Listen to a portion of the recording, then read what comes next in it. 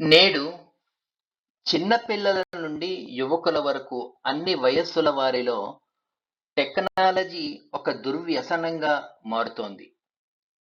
తల్లిదండ్రులు తమ పిల్లలకి స్మార్ట్ ఫోన్ గాని, టాబ్లెట్ గాని ఇస్తున్నారంటే వారికి ఒక గ్లాసు వైన్ లేదా ఒక గ్రాము కొకైన్ అంటే నల్లమందు ఇస్తున్నట్లే. పిల్లలు గది తలుపులు మూసుకుని ఏది పడితే అది చూడడం తల్లిదండ్రులకి సమ్మతమా? పిల్లలు దుర్వ్యసనాల విషయంలో ఓ కన్నేసి ఉంచే తల్లిదండ్రులు